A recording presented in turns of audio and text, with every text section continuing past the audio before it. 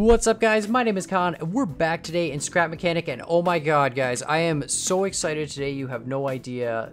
I was literally in the middle of recording a different video, and then I saw the devs post an update, and in the test branch, guys, in the flippin' test branch, we've got pistons. I don't know how to use them. I am so excited for pistons. I'm like, I have to make a video right now. I'm just gonna hook a switch up to it and go like, does that do anything? How does this work? I think I have to hook it into a controller. I believe, is that how it works? I think it's a controller and then a switch. Is that? I don't know. Honestly, I'm just, oh yeah, it is. Okay, so it's controller. Why is it not working? Oh, okay, it has to have a block on it. That's interesting though, because the piston itself had settings. So what do these settings do? Can I hook a piston directly into a switch? Did I just not have a block on it? Oh, okay. Oh, I see. So you can hook it directly into a switch and just use range and speed. Okay, so I'm assuming that means I can hook it directly into a logic block, correct? That's really cool, because then that means you can use a piston without a controller. Yeah, okay, you can. So you can use logic to drive a piston, or you can disconnect the piston from here and you can use it with a controller, and then that gives you the ability to do stuff. Now, I wonder if I do one and I loop it, what does that do? Does it continuously move? No, it moves one block and it stops. So looping a piston will loop the functions, but the reason I say that is because, for example, if you loop a controller, and this is what I'm talking about. See it, how it's looping? It's doing 30 degrees and then 30 degrees, and it's incrementing. So the controller continues to increment all the way around, whereas the piston doesn't. You see, it has to loop. It seems like the pistons are all absolute positions. You can't just tell it to extend indefinitely, is my point. So that's kind of an issue. But let's see. Let's try this out.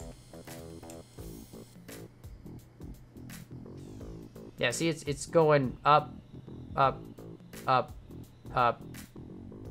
Yeah, see, so it won't, and then when it gets to the end of the loop, yeah, it's gonna drop down to the very bottom. The advantage, I think, of pistons is really gonna be when it comes down to elevators. So, like, really quickly, I mean, I think we can whip up a really fast elevator. So we just go piston, thing, you know, piston, thing, platform, come here. Right? And I think now we can literally just slap an elevator together in 13 seconds or less. And let's assume this is our elevator. I mean, it's not fancy, I know, but let's put a seat on it real quick, just like so. And let's just put, you know, we could do it with logic, but for now, let's just put switches for each floor. And I mean, really, you can just do this and, you know, set each one to be, let's say 15, 15, and 15. And then it's like, whoops, I guess we got to connect those to the seat. That would help. And then we go like this, and there's just like one.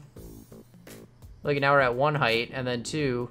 And you can keep them at different intervals, but three, I mean, really, you can whip together an elevator so quickly, and there's no lag in this mechanism, because you're only using 3 pistons. For the next video in Scrap Mechanic, I'm going to show you guys how to make an elevator, and I'll set it up with the logic that I used before, so that it'll move at a constant speed, so it'll only activate 1 piston at a time, like so, and it'll do it with buttons rather than, I'm sure a lot of people are going to do that right away now that pistons are out.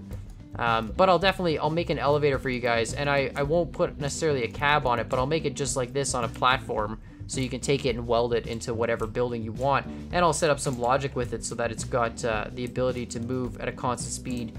I think I'm going to actually do like a 10-floor elevator, because I think with pistons, there's not going to be any lag doing a 10-floor elevator, and that'll just be awesome. But I'm super happy, guys, that pistons are here. The lack of a loop function kind of throws me a little bit, because there is something in particular that I really want to do with pistons. I think I'm still going to be able to do it, but it's going to take a little bit of effort. But pistons are just amazing, and they're definitely going to be implemented into a ton of my creations now, because the ability to make elevators is going to be huge. Or for example, you know, let's look at another type of piston mechanism, and like we could take a piston like so, right? And like this, and we can put a piston with a bearing and another bearing, and we can do this. And I know I'm not painting these bearings, it's hypocrisy, but anyways, I'm just so excited by pistons, it doesn't even matter at this point. And see, we can do something like this, right? And this mechanism here is really quite cool, because what we've basically done now I'm just gonna extend this out to get more weight back here, like so. So what we've basically done now, if we activate this piston with a thing, is we've got a very, very powerful sort of push arm. Let's extend the range of this even more. Oh, I think I'm past the point. Yeah, so I'm at the max distance that it can actually extend. But you can see we can start to make hydraulics and stuff. And so normally when we're making creations, we're doing the opposite of that. If you want a piston excavator, for example, where the arm moves up and down with a piston, you're not really making a piston. You're controlling the spinning of the arm. Plus, you know, we can make cars now with hydraulics on them. So let's take something like the trophy truck, right? And if we take the trophy truck, we can actually, instead of putting suspension on this angle here, we could put a piston on this angle here so we can actually adjust the suspension strength. So let's see what we can do with these back suspension pieces here and just maybe see what we can get. So I'm thinking if I take this out and I take this out, and I don't know if this is gonna let me weld or not. How does welding work with pistons? You won't let me weld that, okay. So, oh, but this is interesting. So I can, nah, I might not have room for all this. Shoot. Because I can't weld to that, so I need to do this. I don't know if that's attached to both. I don't think it is.